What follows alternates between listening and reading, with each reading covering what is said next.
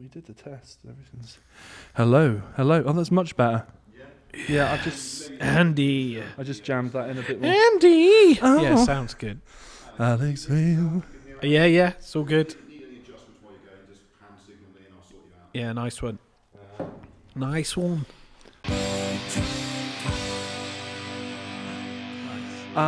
Alex, welcome to the podcast. Pleasure to be here, mate. It's been a long time coming. Yeah. I'm surprised I haven't had you on already, Well, me too. given that you just live down the road. I know. It's rude, I really. can text you. We've been talking about it for a while. Yeah. When's the baby due? End of October. Are you excited? Yeah. Are you scared? I mean, you've gone through this once already. Yeah. You've gone through this. We're still in it, mate. You've experienced we're this. in the war zone still. Yeah, excited. Yeah. Excited. Completely different to the first time around, really. Right. Because the first time is the unknown. This isn't so much the unknown, so you Right. don't really get too much time to think about what's about to happen. It's just going to happen, and it's Yeah. fine. Like, you've got everything. It's all good. You've resigned yourself to what the future holds now. Yeah. Okay. Yeah, we're excited, though. Happy to be a four. Yeah. We've been a power trio for a couple of years. We were doing good. We're ready to bring in that fourth member. Excellent. Didn't work too well for, like, Ash Right. in that reference, but hopefully it will for us. So you're bringing in Pat Smear, basically. Yeah, to, yeah. To, Well, hey, to thicken out the sound, right? Yeah, go for that. Talking of power trios, there's something about bands that are trios that just have like an inherent sort of extra oomph, don't you think? There's so many bands that are like Nirvana, Yeah. just absolutely force of nature. I love a power trio. Some of my favorite bands. Hit me. Well, I mean, I think if I had to pick one, Yeah. I actually think I'd probably say the Police. Yes. I love the Police. Yeah. Rush. Yeah. Yeah, they're probably my two faves. But I mean, there's so many. I was watching. So it was Neil Peart's birthday. Oh, yeah, I saw think, that. the other day, and Chad Smith from the Chili Peppers did a drum channel tribute thing. It was basically him talking about his memories of Neil Peart and how he would like listen to 2112 when he was in his sophomore year at high school or something, and how he'd make a poor man's Peart kit Yeah. and everything. And then over the years he got to know him and everything. And he said the last time they saw Rush was with Taylor Hawkins, Stuart Copeland, some other geezer was there. I can't remember his name. And Chad Smith was there. And Stuart Copeland said, this was at Neil Peart's funeral. So it was the last time Rush ever played. And then Stuart Copeland was at the funeral and he said, I can't tell you the amount of times people come over to me and go, "You're my second favourite drummer." Yeah. But you would take that. Yeah, you would sure. take that. The guy was amazing, and an amazing lyricist as well. Yeah. Really, really great. I need to read his, he wrote, when his wife died, he disappeared, didn't he? Yeah. On his bike for, I don't know how long it was, a year or 2 years? It was wasn't about a year. And didn't speak to his bandmates, just went off grid, didn't he? Yeah. And he wrote a book about Yeah. Ghost Rider. Ghost Rider, yeah. Yeah. It was because I think at that point people didn't think he was going to come back and play. But yeah, what a force, really. Yeah, wild. So tell me about Tax the Heat. Tell me about the start of Tax the Heat, because Tax the Heat was born out of the ashes of the Operation, who I still listen to. Good man. And is there Operation news you can tell me about? No. No. Just, go into the Operation first. The Operation has kind of found a weird new life in a strange way. I don't even know if I've told you about this, but I know. So it's I kind of started by revisiting some old Operation material that I had on a hard drive and bringing it back to speed, but up to speed, retracking some guitars, and it was sounding pretty good. And I was approached by a friend of mine called Chris Goulstone, who he is a library musician, so production music, and he's really successful in that world. Like, he gets music played in all sorts of weird and wonderful places. And he approached me about doing some stuff, and I was saying, well, I've got all this stuff on a hard drive that's not doing anything. It's literally just stagnant. I mean, people who saw the Operation like who've got those memories and listen, like yourself, listen to the music. That's great, but there's all sorts of stuff that never came out.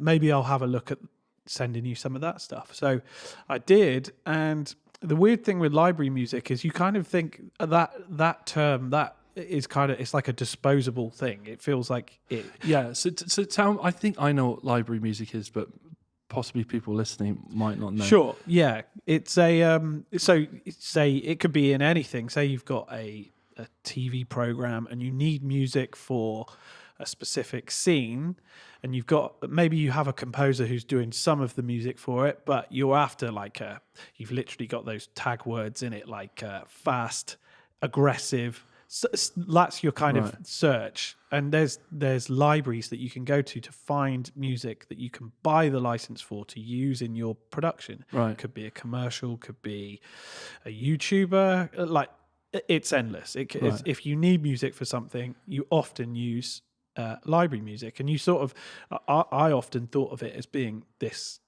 like it's different to being in a band, but actually it's kind of not. Like, it still functions completely about it has to be good. I mean, a lot of the time there'll be music used this not, like, I guess it's kind of filler, but a bit sort of generic. In what I've seen of a short time of it, it has to be good to be used. And the operation has started being used in all kinds of stuff. Like, it gets used in it's in Home and Away. No way. Yeah, all the time. All the time. Is this with vocals on? Yeah. Right, so it's not like you've gone, we'll cut the vocals off, take the vocal track off that, and just use the groove here. You can choose to do that. That's the thing. If you want to, you can use bits and pieces of the song. That's the hard thing as an artist, because those songs come from a much deeper place. Like, when you're writing them, you're kind of in that world. But as soon as you hand it over, you have to let go of that a little bit, because people can cut it up. They could use it in the backing to something or other. You don't know what it's going to be used for. Right. Okay. But that's kind of the fun with it as well. Yeah.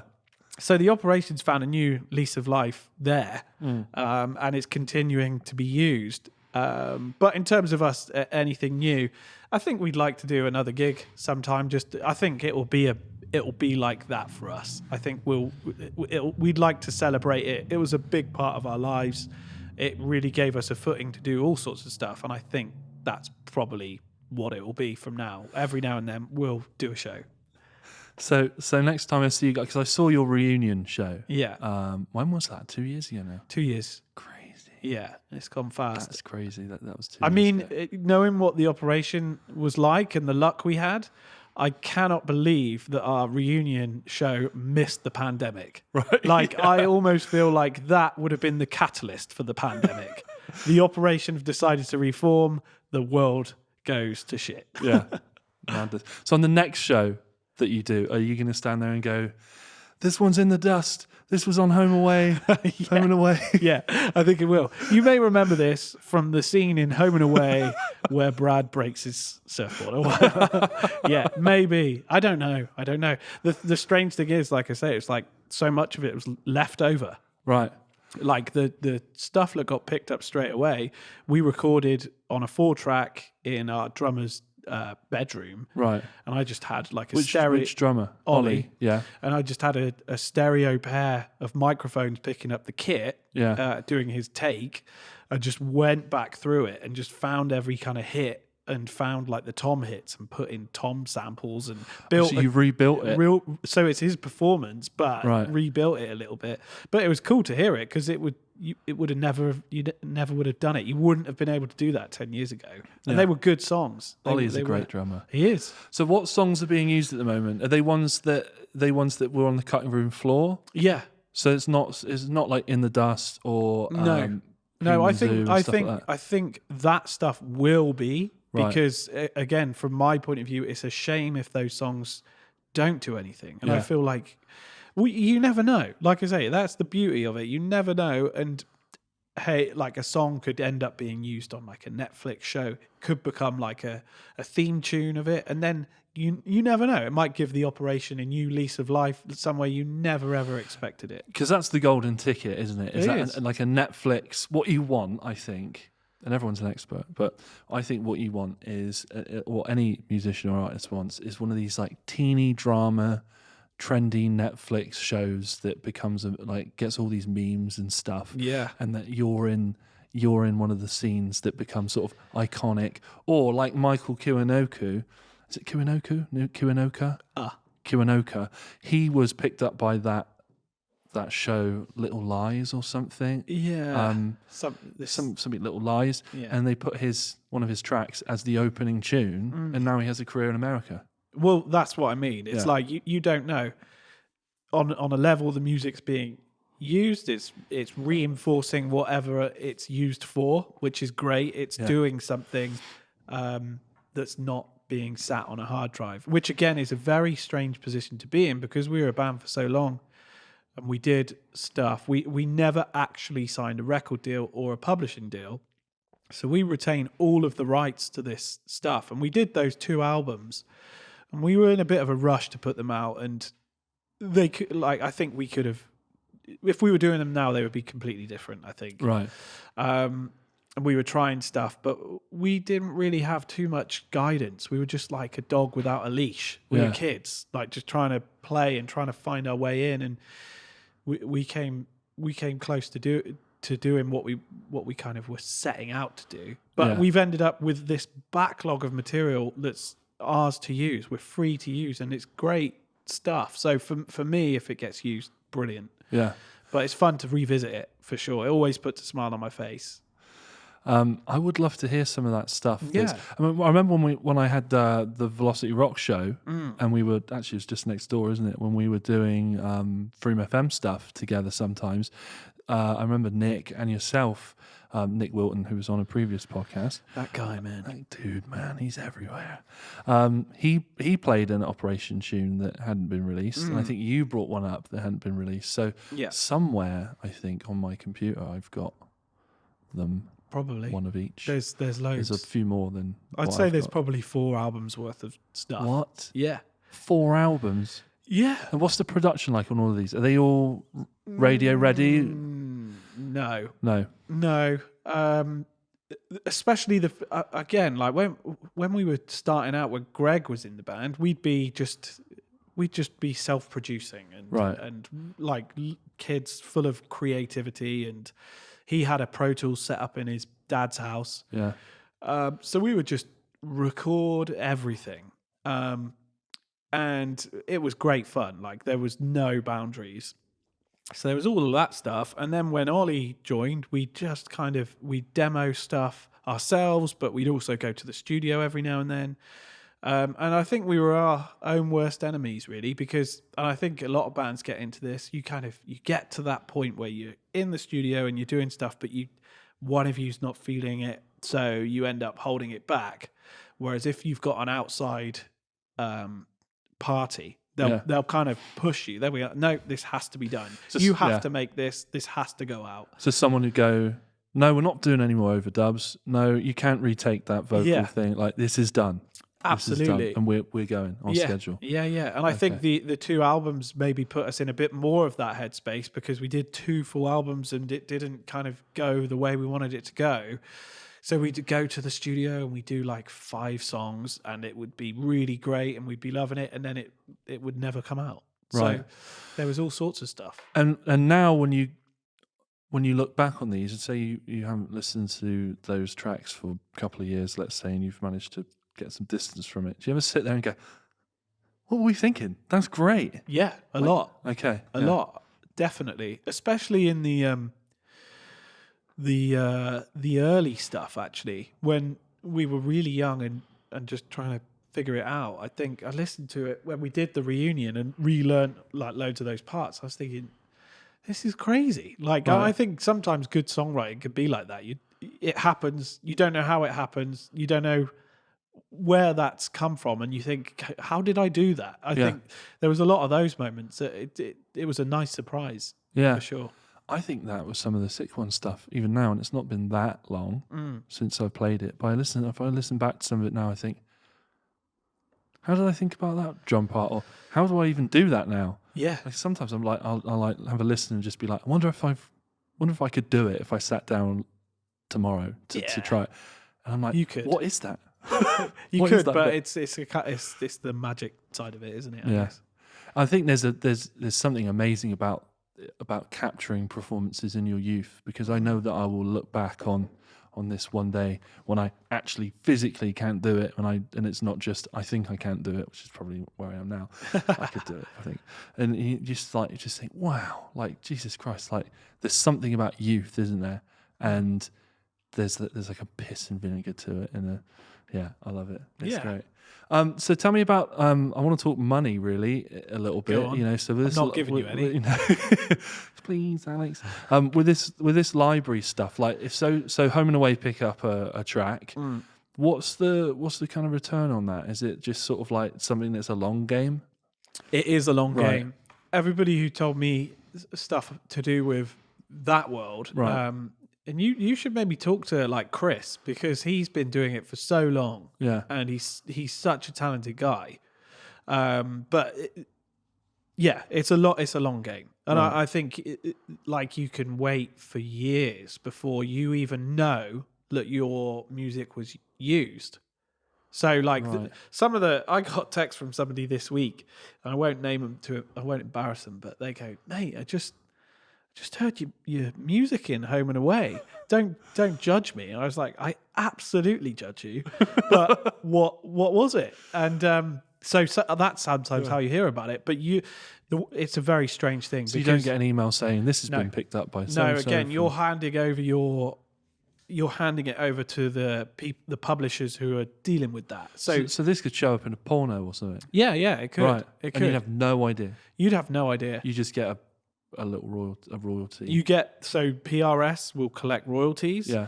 and the sub publishers and publishers will deal with the license to. So if you pay an amount of money to use that song, what you use it for how long depends how much, Right. and then when it gets used, it gets pinged and it gets picked up, and then PRS or whoever you're with, there's many companies like that. That's the company that collect the money. Yeah.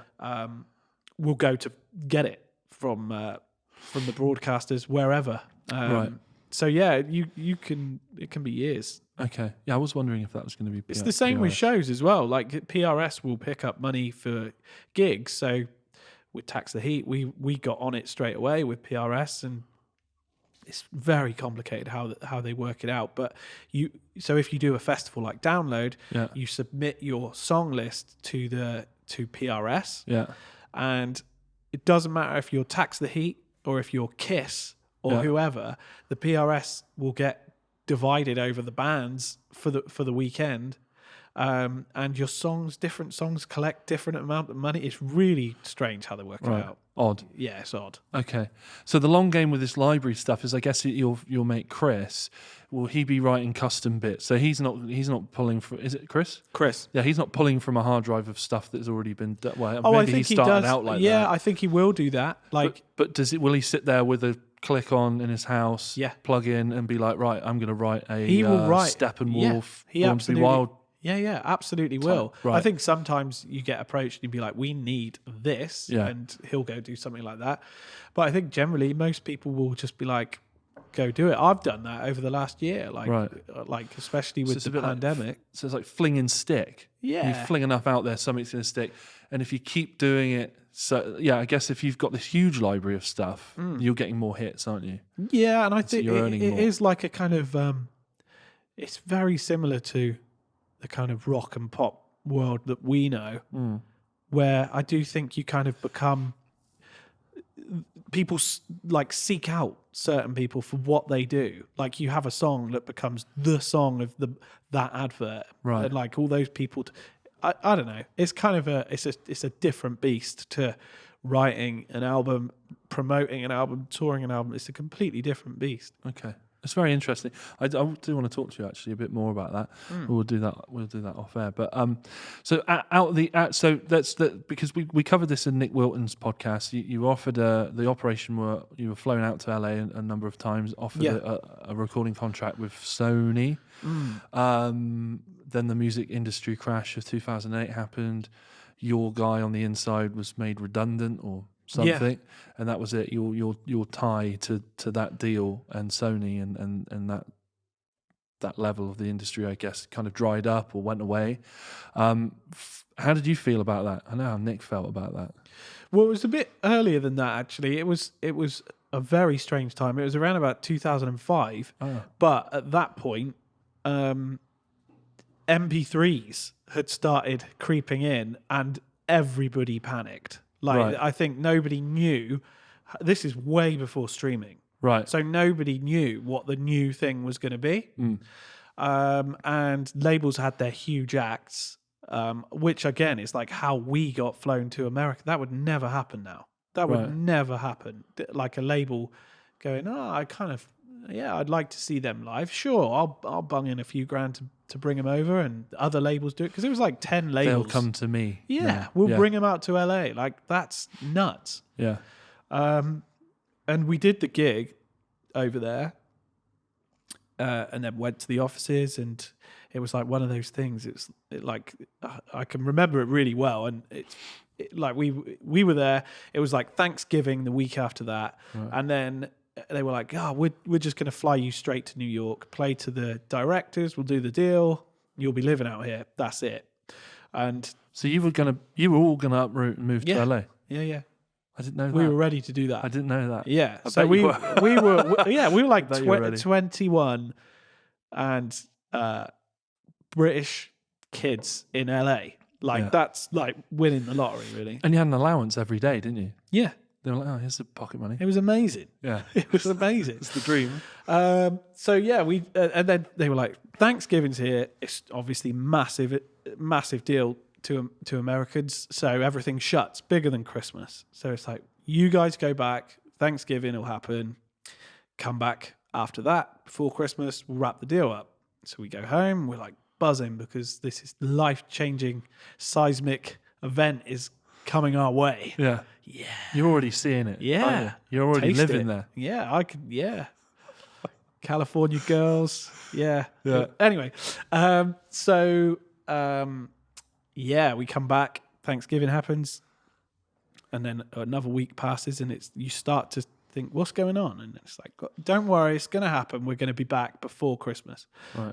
Because this is like November. Another week passes, and then it's really getting close to Christmas, and then it becomes, don't worry, guys. Like, Christmas is happening. Everything's shutting down. We're going to do it in the new year. We Okay. do it in January. So Christmas passes. So there's no Christmas Day when you come down and you're like opening your presents like, Yeah, it was. I should be somewhere else. Yeah, I think we were all. I think at that point we were like, "What? Okay, this is a Right. bit odd." Yeah. And then the new year kicks in, and I don't think it's till about February. And every week, you can imagine, you're just itching to hear that news that you're going back to do the thing. And you're probably at some like job that you just like. Yeah, I was working in at MVC in Bath, the music shop. and Right. That was fine, but I knew it was just, for me, it was a stopgap because I Yeah. played in a band and that was what I was going to do. I've been there. My stopgap gap lasted 10 years though. Well, yeah, that's being a musician.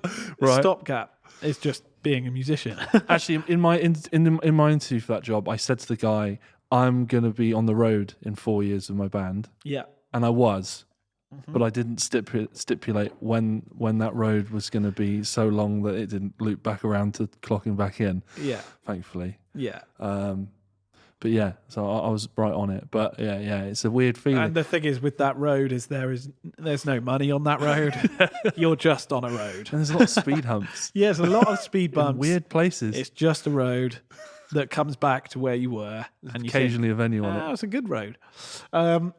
Yeah, we got the call in like I think February, March of the following year. So that's almost, I don't know, 5 months, something like that.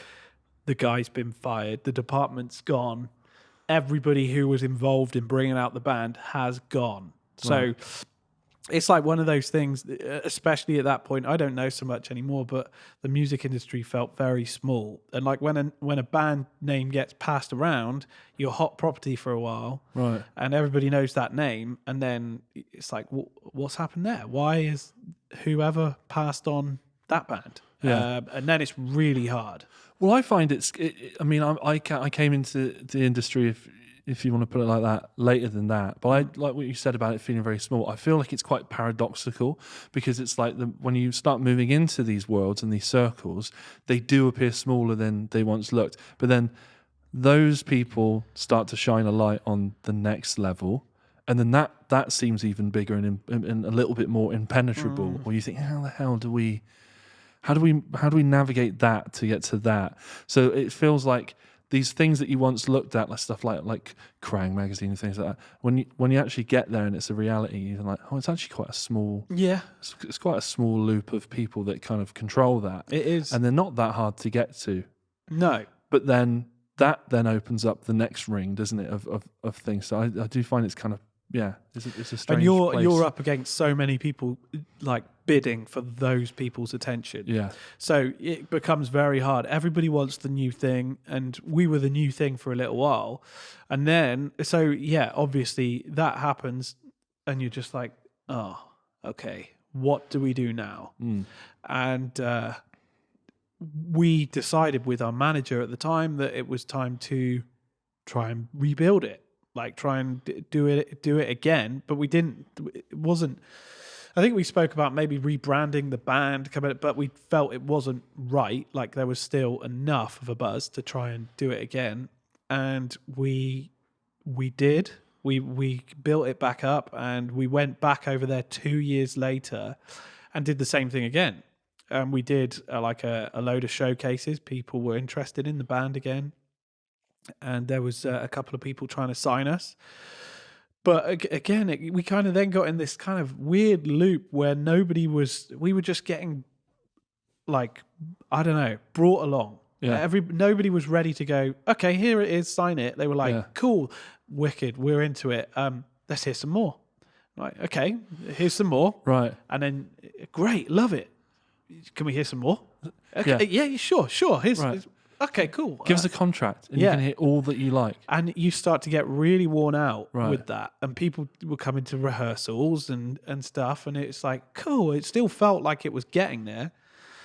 And then I think like everybody was tied at that point. Like nobody could really pull the trigger on a big deal because that's what it was. The record deals of that time was still massive. Not like now. It's like a record deal is like 3-5 grand. Like then it was like 100 grand, 300 grand. What were you looking at? Were you looking at like a multi-album stuff or 360 deals in it? It was before that. Right. I think it would have been probably a 1-album deal. But again, at that time, there was so many bands who we knew who got signed to huge deals, and their album never came out. I think for some labels, it's like a tax write-off thing. It's like we got to spend 100 grand. Let's just sign and put it in the studio and never release it. Right. Or they do that, and the A&R department get laid off again, which is like what happened to us. So we went back, we did it again. Did Nick tell you the story of going to London and having the breakfast with the executive? I don't think so. So the guy in America who really wanted to sign the band, even on the first time, but his label wouldn't give him the cash to go to the showcase. He wanted us to go back and do more. So he came to watch us. He got his director to come to England. We went to London to go meet him. Nick had been on the beers the night before, but still came to the meeting. Yeah. And we went to the meeting, and it was fine. Like we had this meeting with this guy, and Nick didn't say any more than just like, "Oh, feeling just a bit hungover," you know. Yeah. Had a few drinks last night, but he made the meeting. He was absolutely fine. He wasn't smashing up the place. And the guy's reason for not doing the deal was the guy turned up hungover. What's he going to be like when I'm asking him to do stuff? It's like, that's such a cop-out. No wonder Nick didn't tell me that story. Yeah, but basically, I hold Nick accountable for ruining my career. There's a camera there if you want to look into that and say it Nick again. Wilton, I hate you. No, Nick didn't tell me that. Yeah. Well, I think he cries himself to sleep about that every night. So you should, Nick. Yeah. Okay, so from the ashes of the operation, you form Tax the Heat. Was there anything in between that? Yeah, there was. Right. There was my hip hop career No. So I did a couple of solo things. I did a couple of acoustic things, Right. and I gigged it a bit, but I didn't enjoy it. I Right. didn't like doing it on my own. Actually, You like? I think you're probably a bit like me. You grew up listening to bands of individuals that were great at what they did, yeah, and they are known for being part of that brand or that outfit, right? There's something very cool about that, I feel. yeah. And I think you'd probably smash a solo thing, but I think you're like me. You've got that mentality of like, no, I want to be in a thing. It's completely different as well. I think fair play to anybody who does acoustic stuff as their main venture, but it's a completely different discipline going into a gig, and you feeling like to do it right, you have to hold back. You have to just your audience needs to be in that moment, and I think when you're playing a rock band, you're kind of it's like a punch in the face, isn't it? Volume is a bit of a beast. Yeah. And some of the acoustic gigs I did, I loved. And when you got the audience with you at that moment, it's fantastic. And I would do that again, absolutely. But a couple of them where you've got like audience members talking and you're trying to get their attention, but you don't want to be the guy who's like, shut up. Yeah. Because that just doesn't end well. It's weird, isn't it? Because like a rock show, when you're like, you're tuning up or you're switching your guitar out or you're having a drink or whatever, and it's between songs and you've got that hustle and bustle, like that feels good. It's like, oh, this is electricity because people are chatting and murmuring and everything. But then you swap that to an acoustic show and all of a sudden this thing becomes rudeness. Yeah. It's just impolite. Yeah. Fuck you. What are you doing? Yeah. It's me. Yeah. And You're it's here a for really, me. and you could argue, you could say, well, if you're good enough, you're going to have the audience with you. Bollocks. And I bet everyone was chatting in those coffee shops while Bob Dylan was in I there. think you're right, man. I think you're right. But it reminds me of a show, the worst gig I've ever seen in my life. And it really put me off him. Is I saw Ryan Adams. And obviously lots come out about Ryan Adams past this point, but this is me talking just as a fan at that point. I went to see him at the Colston Hall, and it was him doing an acoustic set, and he had the audience. Like, these are Ryan Adams fans paying probably 30 quid a ticket to go and see him, and he was absolutely shit-faced, and he couldn't play. And I walked out. That's the only gig I've ever walked out of. It was like the most disrespectful thing. Yeah. Like, you've got these people here who are here to be with you and sort of listen. And that was a really that was the opposite thing. Right. Here's somebody who doesn't need to try. Yeah. And it's fallen off. Like, it's terrible. Interesting. It was weird. That hungover Nick Wilton will bring it all crashing down. But Ryan Adams can show up shit-faced. Yeah. And Exactly. That's what I mean. play the Colston Hall. It was awful. Right. It was so bad. So that was my experience of the acoustic thing. And I did another thing as well, that I was just getting a bit jaded at this point. I was seeing stuff happening, and like BBC Introducing was that was when it kind of started, and I was seeing all sorts of stuff being used on it. And some of it was just irritating me because I think, like, again, I was jaded. I was like, I'd gone through all of that stuff, and I was just getting a bit negative. Yeah. I was like, this is like, some of it just felt so, I don't know, shit. Yeah. Like that was doing well. Right. So I was like, right, I'm not doing anything. I'm going to do a project where I make a song a week and I just upload it to BBC Introducing, but I do not tell them who I am or anything about it. Right. And I did it. Okay. And I called the project Bipolar Bears. Right. BYE Polar Bears. Right. Bipolar Bears. And I put it up and it got used. And then 6 Music started playing it. Yeah. And everything I was doing was getting played. And I was like, on one hand, like, I made sure that I felt it was good. Like, I enjoyed the process of it. Yeah. But I was like, this is weird. Like, with the operation, we go to rehearsal every week, a couple of times a week, write songs, absolutely bust our balls, go into London, doing showcases, fly to the other side of the world. And here I am in a bedroom Yeah. doing a song a week. It's getting national radio plays. Yeah. It was kind of weird. It's a Right. bit weird. But it was, I guess it was, I felt that the songs were good at the time. But that was another thing I did.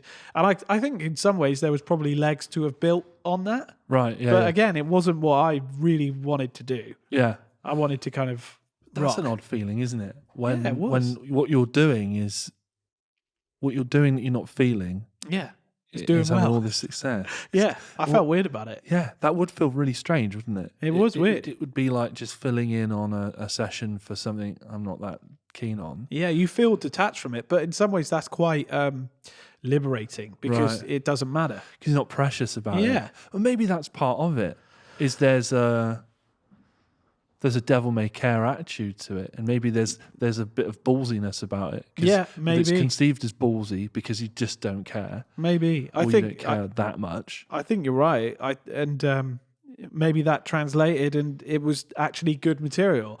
I think everything's got to come from something, and I think at that point I definitely was feeling a bit jaded, and I was comparing where I got to other people, and I perceived them to be doing better, and I was just in a weird place. I think Yeah. definitely. It's odd though. That is odd that you can have this thing, this baby like the operation, and that you have this whole adventure with. That's this whole labour of love, Yeah, and it has all the potential in the world, and it not quite happen, and then you just sort of fling a few out, and well, exactly. it's almost a bit like that, and I it's know. a bit of middle finger from the, like you thought you'd work this thing out, this machine out, you fucking I haven't. think that was a big learning curve, though. Is you realize it doesn't matter. Right. It doesn't matter. You're not owed it. You're not owed anything from music. Yeah. The thing you can get from music is an individualistic thing, and it's about what you enjoy in that process. And if you take enjoyment from the process, great. That's cool. And then you may get further with it. But I think it's accepting that. Don't feel like you are owed this big, huge career because you feel you should be owed it. And that's definitely how I felt with the operation. Like, it was my life, and I really wanted it to be the biggest band on earth. Like, that's what I wanted my band to be. I know. Like, that's I was it. there. I watched it. You Yeah. acted like you were the biggest. That was one of the things as well. Is that the operation stage presence, the operations stage presence, was always like you guys would come on and it would be like, yeah, we are the biggest fucking thing in the world. Here we are. And I do like that, and I think we did that with Sick Ones a bit, where we would be like, yeah, we might be opening, but we're going to make them earn that headline slot. Absolutely right. Like, I think when you get those positions, like, you've got, I think, go out there assuming nobody cares. Like, Right. make people care, Yeah. because you don't know how many chances you get to do stuff like that. And you never know who's in the audience as well. Well, you don't, and some great stuff comes from that. Yeah. That happened with the op for sure. Yeah. So yeah, I did a few things, and looking back at it now, like years later, like, yeah, there's some good tunes in there for sure. In everything I did, I feel like I enjoyed doing that. Yeah. And then we did Tax the Heat. So tell me about Tax the Heat. Tell me how. So you were like, all right, I'm done with this. I want to go back to this band thing. The operation felt like too much water had gone under the bridge, possibly, and maybe it was time to see what you could do with something else. You didn't like the solo stuff. Yeah. So it was like, okay, what was your vision for it? Because when you guys came onto the scene originally, it was like there was like you're all in suits. There was like, this is one thing the operation was really good at as well, is you had the image down. You had that It's not interesting like a you say that uniform, though. but Like, you had a brand thing going on, and it's interesting you say that, because with the operation, that was one thing that was constantly coming up with labels. Like, what's the image? right, What's the image? Because the image was massive in like 2005. Like, the Hives coming out of that, and the Strokes, and that just like blew the White Stripes. yeah, Everything had a very clear image. yeah, So it's interesting you say that about the operation. But with starting Tax the Heat, I think it was like rebuilding Like, what do you want to get from music? You've done this stuff, run into some closed doors, had some success, which over time you can appreciate a lot more. When you're in it, you want more. As you know, you always want more. Yeah, you like, it's weird. Like, there's like a thing that happens, and you go, "Great, that's like a box ticked, a full circle moment." Yeah. Or, God, if 13-year-old Andy could have seen that, he'd shit himself with excitement. And then but when it comes to you, you've almost moved past that point of where that would have been really excited. Yeah. Or maybe it's a jaded thing or whatever. And you go, right, it's great, but what's next? Yeah. And you can never stop and smell the roses. Never. The pandemic kind of taught me that. When I sat on my ass, not gigging, not doing anything for a year, I actually started thinking back to I had time to process my life of the years before that, like the immediate years before that. I was like, that's pretty cool. It's a pretty cool time. Yeah. Yeah. But It's- at the it was time, you're all never good. satisfied. Yeah, yeah. It's all good experience, isn't it? Yeah. I think I just got to the point where and the other thing is, what I'd been doing up to that point is we were doing so many gigs, the operation, that were just awful. Right. Awful shows, like driving up like that cliche thing. You drive up to London on the hope that something's happening, and you've been told about this gig, and you turn up and you play to the other band, Yeah. and then you've got to leave and you get home at like 4 a.m. You've hired a van, Yeah. and you go to work. You got to get up at 7, Yeah. and we were doing stuff like that all the time. Yeah. And I just got to the point where I thought, do you know what? If I do 3 gigs a year Yeah. that are well attended and enjoyable, that's cool for me. Right. I just want to do good gigs. I don't want to stop gigging. I know I want to gig. I know I want to write. Just want to do good gigs. That's Yeah. it. And Jack, who's the drummer in Tax, we knew each other when we were kids, and then didn't see each other for like I don't know, 15 years or something. Right. And then I heard he was living in Frome and working with Thin Lizzy, who just started doing some reunion things with Ricky Warwick fronting the band. Yeah. So I just met him for a beer, and we got chatting, and we did a few rehearsals and did a few different things. We jammed up all sorts of stuff. Not like it didn't start. The band didn't start with that. The band started probably a year after Jack and I started. Like, we found something in the demos. We were like, this sounds like it could be a band. Let's build something around these songs. And we just did that, and we pressed up a couple of CDs and gave a logo to it, and just sort of started playing it to some people that we knew. Yeah. And we managed to track down. We got Anton, who plays bass, and JP plays the other guitar in the band. And they, through like people we knew, they got put in touch with us, and it felt good. And then we got a management offer before we'd even been seen, Right. or before we'd even played live, and a booking agent before we'd done anything. Yeah. And I was like, what the hell? This is not my experience of this. Right. For me, it's always been a slog, and this has suddenly just happened. Okay, because my perception of that band was that you'd taken everything you'd learned and everyone that you met and learnt and got to know in the industry, and you went, right, this is a new thing, and everyone got excited about it and set you up straight away with all the good. But this was something that you didn't expect. I just assumed this was you taking everything over from the operation and sort of reinstalling it in this new project. No. I mean, to an extent, it was, like you say, taking everybody, and just trying to give it a go. But no, it definitely felt like a clean break from anything that was operation based. Right. And like Nick at that point was playing in another band, but I think potentially he would have been involved with it. He didn't know Jack at that point either. We've everybody's obviously all become friends since that. But he was playing in another band. So it was just like me and my old friend, and we need to try and find some more people who we never met to make a new entity, and we all get on great. Like, you could not be. We're lucky that we have that dynamic because we've been a band for like 8 years. Yeah, it's quite a long time it's now. a long time. and to find that where, because it's a relationship and we get on really well.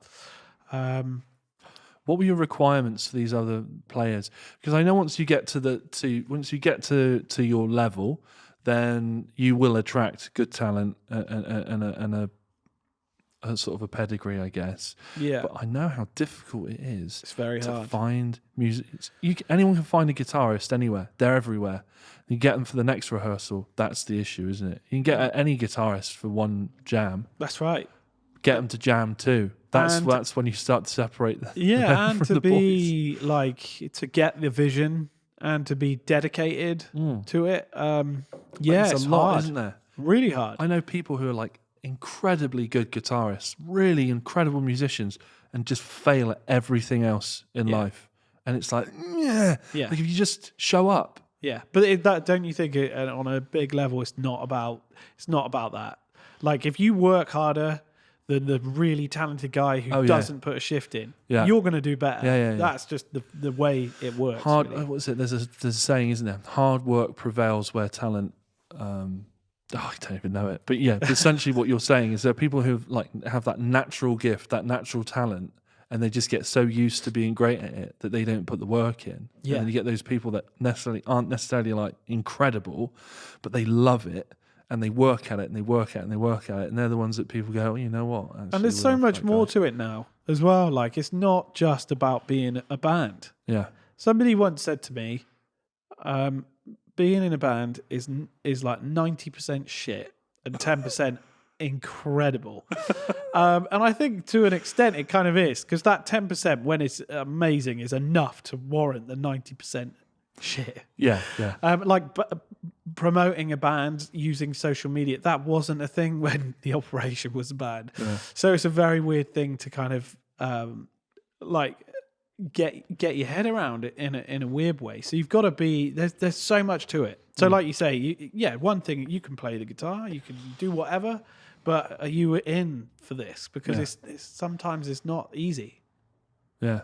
There can be hard moments. And there's a lot of people out there that just want glory instantly. Yeah. And they just want gratification instantly, or they think that it's just going to come to them like that, and that's wrong, and it's not the case. And I think if you showed a lot of musicians, I mean, we all know these people that are like, yeah, oh, I'm going to do this one day and that, and it's like, come on, man, you're 40. You're not, though. No. You're not, are you? You're not. You're just not. You're just not. But it's like, I just almost wonder if someone had taken those people aside 20 years ago and went, this is how you do it. This is how you do it. This is what you got to do. Do you want to do it? They go, oh, probably not. And it's like, great, I've just saved you 20 years of bullshitting everyone you meet, 20 years of delusion and lying to yourself. Like, go and do something else that you might be good at. Well, I think that is the test, really. Like, especially when you're in bands when you're kids, and you've got, especially when I grew up, there was so many bands in my town, and it was brilliant. Yeah. And everybody thought they were going to be a rock star.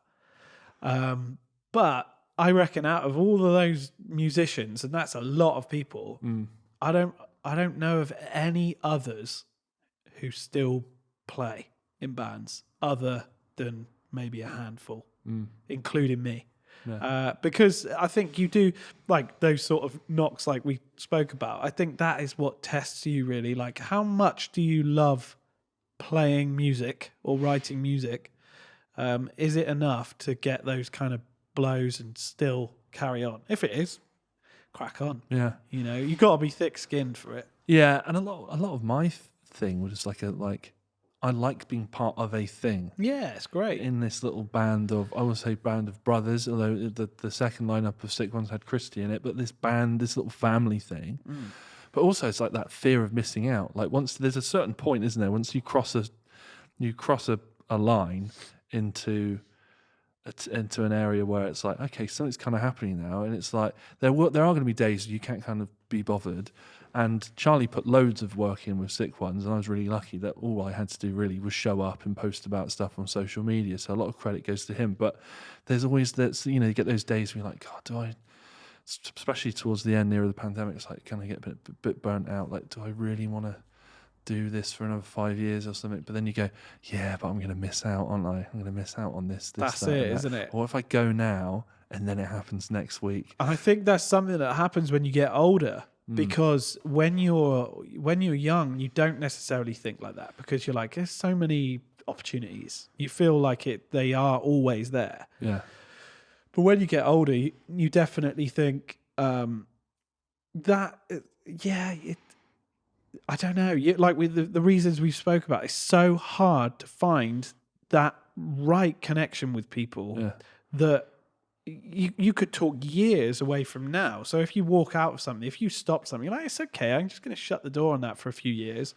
Well, the door will probably be closed in a couple of years because you're so far out of that. You have to stay in it, I think. Yeah, it is mad. And we've all heard of those people as well that were in bands in their first year or something, and they played on the first album or the first demo. Yeah. And they lost the faith. Yeah. Or they went, I think I'm going to go and get married and have a kid. And then it's like, now that band is the biggest band in the world ever, and they get an interview in their 20th anniversary documentary or something. And I always used to sit there and think, I do not want to be that guy who has to sit there at home going, I could be playing. Knew that band. Yeah, I played bass in that band. We was great. They were good, much better than they are now, without me. And it's like, I did not want to be sat at home in my pants watching my mates in my former band play Download or something. Yeah, nobody wants that. No one wants that. No. So no matter how much you're like, God, I just want what's best for those guys. You don't want to see that. I wish them all the best. And it's like, as long Good as luck, but not too much. Good luck. Just don't do any of my dreams. Yeah. It's funny. Yeah. Okay. So Tax the Heat. You find management. You find this. You find that. You signed to, was it Nuclear Blast Europe?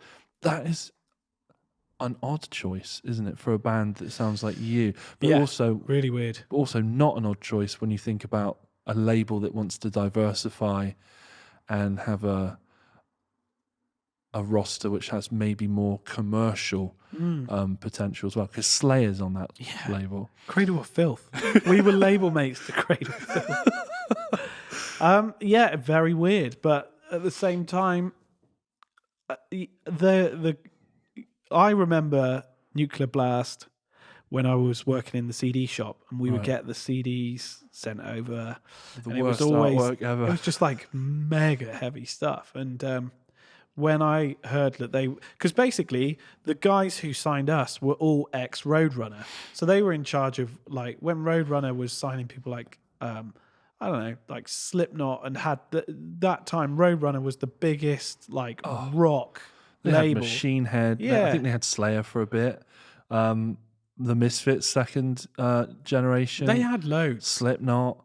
They had Roadrunner United for a while, which was just all those the biggest names in metal and rock coming together and doing so much Trivium. Stuff. And all those guys had jumped ship to be part of Nuclear Blast in the UK, and also Monty Connor, who is quite high up in the label. He's in America, so and he signed Slipknot. He's like a bit of a legend in that world. But you soon get talking to these people, and you realise that they are fans of music as a broad concept. It's not that they are absolute devout metalheads and that is it. I'm sure there's people at the label who are, but in my experience, the people we were working with were just really good people who loved music.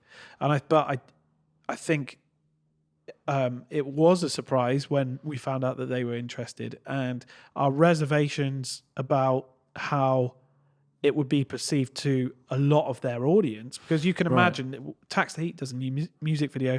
The label are obviously going to put it up on their YouTube, and they have a direct feed of fans who constantly support the label.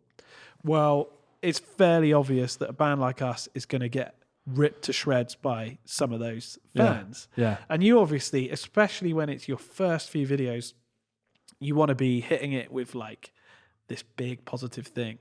So there was some really funny comments about us with some of their fans, I think. But again, like on the other side of that, a lot of their audience like them, are fans of music. It's like keyboard warriors. Yeah. You only hear the negatives. You're only going to hear that, aren't Yeah. you? And the first album did really well, and we were sort of really happy with that. Well, a good label is going to know their audience, aren't they? They're Yeah. going to know that they can push it a little here, or they'll get a feel of like, okay, but I think that the demographic also would enjoy this. Yeah. Just to bring people into the loop, Tax the Heat is like a bluesy, rootsy, hard rock band, a bit more in a sort of a classic rock vein. Although I know with your second album you pushed into some new territories. So that is what we're talking about here. We're talking about something which isn't thrash metal Yeah. and gothic And doom and Cradle of Filth yeah, and it's not the that. extreme end of the spectrum, basically.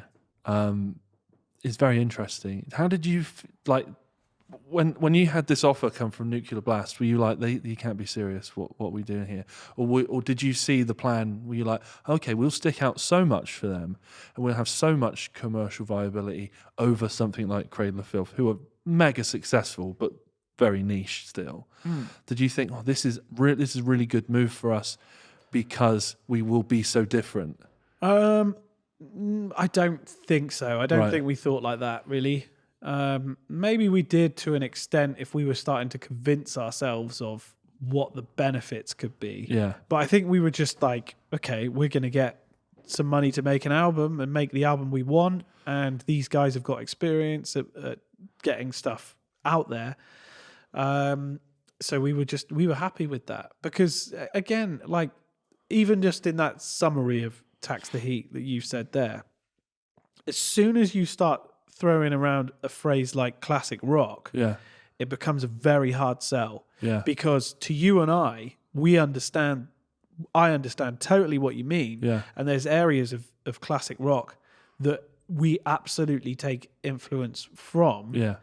But then that is such a broad phrase for it because it could be like the early Who or Led Zeppelin, but it could be Van Halen or something really, because new stuff is becoming classic already all the time now. Yeah. Would you say Nirvana is classic rock? I was just about to say Nirvana is gonna be in the classic rock vein. But Alice in Chains will soon become classic rock. Yeah, and I know what you mean, but you still in the press, in the media, you wouldn't describe them To as the that. layman, yeah.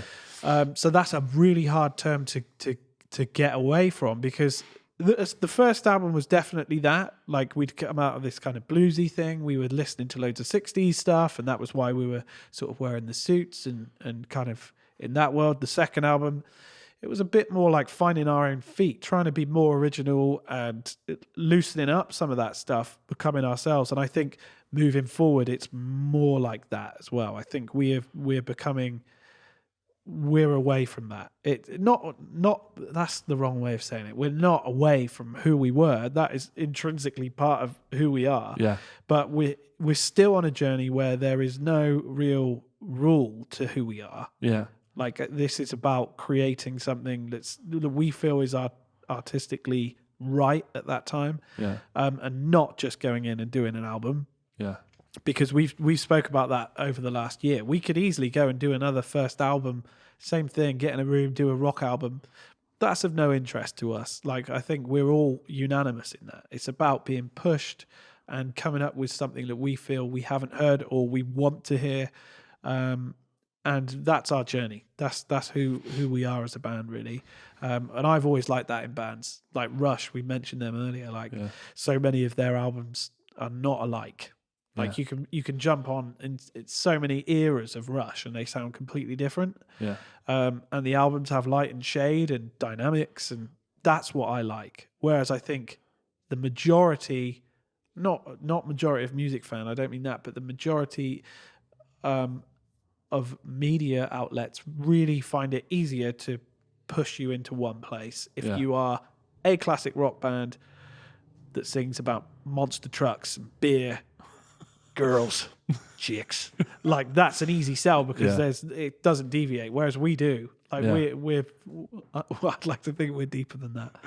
I feel like you guys are, although I haven't heard album 3, although I've from conversations with you in Tesco car parks over the pandemic, I understand that you've probably That sounds so dodgy. it's weird, isn't it?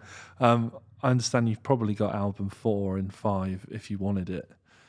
Yeah, it depends how we bag. want to do it, really. But if you're looking at your trajectory in terms of your musical evolution, album 1, something like "Fed to the Lions," I think is quite typical for that album. It is. that big blues rock. I don't want to say classic rock now. You've picked up on No, it. do it, But because that I know what you classic mean. rock, Lynyrd Skynyrd, AC/DC, that blues-based Marshall amp, Les Paul driven thing is all there in album 1. And album 2, there's like a bit of like sort of like Queen vocal kind of things coming through, and you're being a little bit more ambitious with your percussion and things like that. And so I feel like you've got a very classic trajectory with some bands where you're like, okay, this is this is the foundation album, was the foundation of the sound, and then you build on it again in album 2. And then album 3, what is album 3? Good question. What is it? What are we going to get? I don't know at this stage. Right. We're in a place where we've got all these songs that are sort of ready to be pulled apart from working remotely, really, over the pandemic. And then, we were in a rehearsal room before the pandemic, coming up with stuff. Then remote writing, and then back in a rehearsal room. And there's so much different stuff in there. We could do. I think like some weeks we were like, let's do some Soundgarden sounding stuff. And we'd go make some Soundgarden songs. And then another week it would be something completely different, just to keep ourselves sane and having fun. And I think the third album, I don't know. But that to me is exciting. We've started writing with the producer and Can you name? What the the producer is? We're hoping at this stage we're working with Evanson, who did the first 2, and we're hoping to continue that into next year, Right. And hopefully do it all that way. Because he's in this. I mean, he's a strange character, like just a creative beast. Yeah. And he's got his own. He's just set up a new studio, and he's getting really into Dolby Atmos mixing, which is kind of bonkers sounding stuff. But he's got a fantastic live room. So we set up there a few months ago, left our stuff set up, started just jamming around and writing, and it was the most fun that I think we'd had collectively for a long time. Because we are, again, going back to what I was saying about like when you're your own worst enemy, I think we definitely fall into that.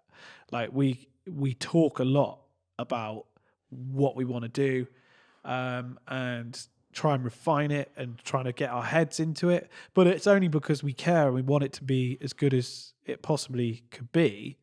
And nobody's in a position where they're going, guys, you need to make another Fed to the Lions and you need to do 10 of them, because if you do that, this will happen. We're not in that position. Right. We're in a position where we can make a third album and we want to have fun doing it. What's going to happen? Like the rest is unknown. So I think for us to start this process now is good. We've spent a long time writing, long time talking. Even when we were doing the second album, we were talking about what this was going to be. So for us, it feels like years, I think, in the making. And do you think that's going to be a pivotal part of this album's story? Because a lot of albums have to have a great story, don't they? This is part of the industry. We were talking about this the other day. You know, you could be one of the best bands in your genre, but unless you have a myth or a legend or a story, people generally don't want to pick it up, do they? In terms of the press and the media. Yeah. So it's very interesting that this third album for you, and there's that whole like, well, we've had this whole pandemic and we've written 3 albums worth and we've just taken our time. I think that's a good story. Yeah, I think there'll be a lot of people in that position though, and then Yeah, it becomes something else. Like, what sets your story apart from anyone else? And I don't You're gonna be really able to care. like, I wrote this when I had COVID, Yeah, and I thought I was hours away from a ventilator, Yeah. and I penned this. this And is then I got called better. Ventilator Rock. No, I don't know. I think the point that I'm at and we're at as a band, I think it's a selfish venture. It's like, what do we want to do? Yeah, And I think it's walking away at the end of a day of being together making music, thinking, that was just so much fun. Right. And I think that's where we're at with it. I have no expectations you obviously always want things to go well and like that. That's great. But I think for me, it's just about, just enjoying it. Yeah. Awesome. And let's just I want to talk about that amp that you've got as well. But let's just brush over some Tax the Heat career highlights. Yeah. Download Festival, second stage. Yep. Opening the second stage. Yeah. Supporting Aerosmith at the end of the day. Yeah, that was something different actually. We played the download that they played. Yeah. But we also did a festival called Clapham Calling in London. We played that with them. Oh, okay. Yeah. And did you meet Tyler? Yeah. Oh no. Oh, okay. I met Brad Whitford Right. and Tom Hamilton, and I was on a mission to meet Steve Tyler because for me he's an absolute hero. Right. But I feel like it's maybe one of those things that was not meant to be. Yeah. Because I was on such a mission to meet Steven Tyler, my hero since I was 10, that I walked past him without even knowing. And he walked right past me, and Jack goes, "What are you doing? You just walked past him." So it was really weird. I think, I don't know, Kate Hudson was there with Matt Bellamy. Right. And I think I was like, saw them as it happened. I think it was like one of those moments. Yeah. That's hilarious. But that was definitely the child in me was just like. But do you think you should meet Steven Tyler? I don't know. I think he's an all right guy. I think he would be all right. And I think there would have been a time like with hero worship and these people that got you into stuff where you'd be like, I'd love to meet them. Yeah. I'd love to meet Steven Tyler. I'd love to meet Angus Young. Yeah. Whereas I kind of don't feel like that anymore. I feel like if I met them, I would obviously chat to them about it and other heroes of mine. But for me, I don't think like that anymore. Right. I definitely did when I was younger, but I've got no real interest in being that guy who's like, "Excuse me, can I chat about what you mean to me?" Nah. I'd rather. It's weird for them. Yeah, it's a bit weird. I'm sure it's lovely to hear that. Like For the we've 1 had millionth time. We've had that with people who come up and tell us how much the music means, and that's great. I love that. That's so nice. But please keep coming to me, everybody. It's fine. Tell me how great I am. It's great. But for me, I don't really have interest in that. I don't have like same with any kind of famous people. There's people I like to ask things, but I don't think I would necessarily want to tell somebody that. Yeah, you know what I mean. I'm with you there. I don't want to be like, "Oh, hi, I love what you do, and I'm really sorry, to interrupt you, and just want to say this or that." I'm now more interested in sitting down and just having a chat, just having an actual meaningful conversation. If it's not going to be a meaningful interaction, there are very few people that I think I would go, "Oh, hello, hello." Probably Dave Grohl. Hello, Dave. There's some funny stories about people who've met people like that. Like Van Morrison's supposed to be a bit of an oddball. Yeah. My dad worked with somebody who was like a massive Van Morrison fan, and he was like huge Van Morrison fan. And he was at a cash point in Bath, and he was stood behind him. I was like, "Oh my God, Van Morrison!"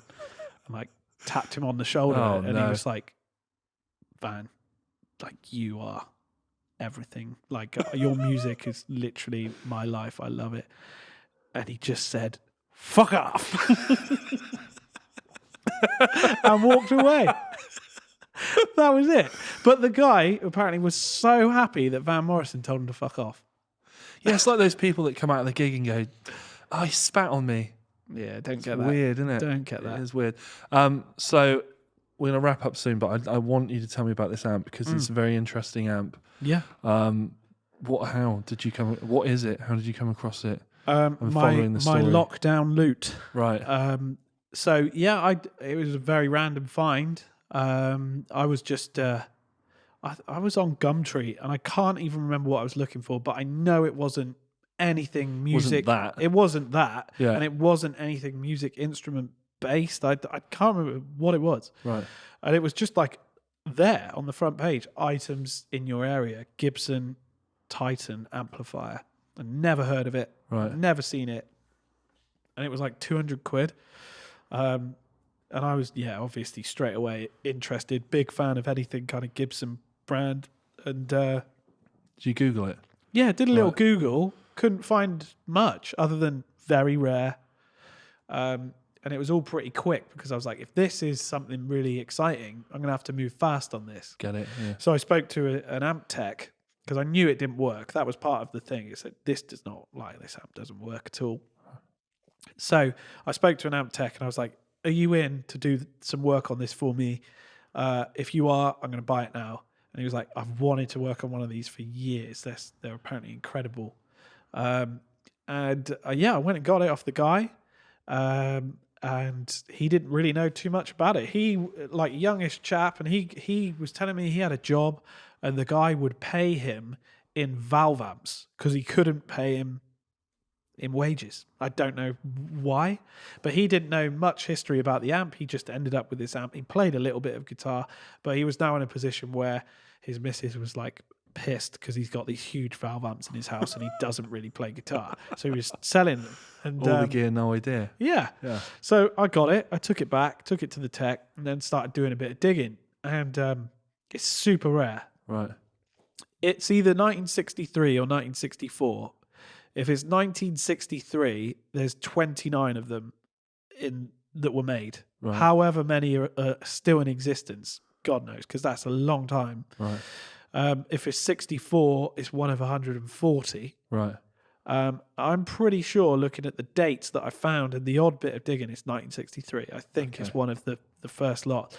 But where I kind of went further into it, I saw that the Rolling Stones got sent them when they were doing Beggar's Banquet. So there's a photo of Keith in the studio on that album using one, like the exact same model as mine.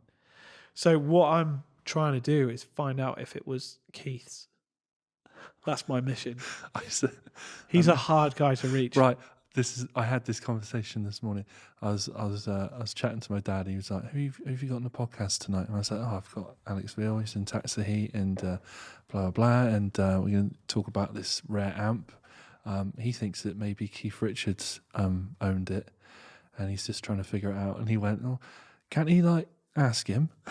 The amount of people who say that. Could you just drop him like a DM on Instagram? I said, Keith Richards. There's probably people trying to get hold of him all the time that found a guitar that he once used in a charity shop, and just because there's a picture of him with a Les Paul, Oh, mate. they think it says.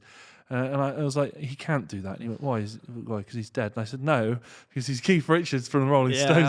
I'm just going to I just tell everybody it is his amp, to be honest, because the chances are it is. Like, until the chances one day are, you see a documentary Yeah. and he goes, "Here's my amp." Yeah. And you go, "Oh Ah, damn. shit!" That's because not his I mean, amp. I just think 29. How many would have made it to England? Probably a handful. Right. And they probably would have sent them to the biggest bands of the time, Yeah. like the Rolling Stones, Uh-huh. who definitely did use them. They had a storeroom that apparently got broken into and loads of stuff was nicked. Right. Could be that. You better not ask Keith because he might want it back. You might want it back.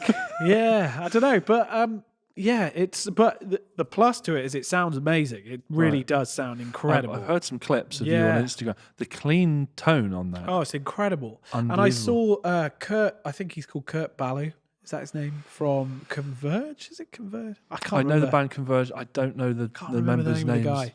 But he's a producer. Right. And It'll be the singer, I reckon. he uses them on everything. There's like apparently he uses it for any kind of pedal tones as like a pedal platform amp. Right. And it does work great like that. It sounds amazing. Weird world, isn't it? That you've got this super rare amp. Super rare. And the singer of Converge, who grunts and screams and growls until his voice box is I'm pretty bleeding. sure it's Converge. I can't He's remember. using Nick them would know. also on everything he produces. It's so weird. Yeah, it is weird. But you are the only guy in the world that's got one of those amps that's plugging in a Gibson Les Paul that belonged to what's his name from the Clash? Mick Jones. Mick Jones. Yeah, don't know if it belonged to him. Oh, I've got pictures of him right. playing. I that. reckon this is what you do, Alex. You get a piece of gear and you go, I reckon this once belonged to Yeah, so-and-so. I'm going to say it did. Like I said, it's like everything. You're only a few steps. But he was actually at one of the gigs I did, Mick Jones. Right. He was at, when we did the Mott the Hoople tour, he was there. Right. And I was hoping to see him in the green room to ask him. But I have got pictures with... So for all intents and purposes, I own Mick Jones Les Paul. I've got Keith Richards amp. And I'm sat with Andy from Sick Ones. Life is It's sweet. the Triforce, mate. The It is. trifecta. Yeah. Nice one. Well, thanks for coming on. Pleasure, mate. And good luck with the third album. I'm really looking forward to it. And another thing, just real quick, Puppet Man, that song that you've scrapped, is it Puppet Man? Yeah. We haven't played that Are for we, a while. are we ever getting it back? I don't reckon. We did do it for Rockwell studio thing. yeah, we did that. Yeah. We did Planet Rockstock years ago, Right. and John, who runs Planet Rock Radio, loves that song, so we did it then. I love that song. It's I a cool spoke to song. you about it before, and you're like, yeah, No, don't really like that it's song. a cool song. It just Okay. kind of doesn't fit. Like that's Right. again, that's like the old world for us, really. Almost feels like a different band in a way. Yeah, I get you. Yeah, I do. It is a I good tune, understand that. All right. Nice one. Cheers. pleasure.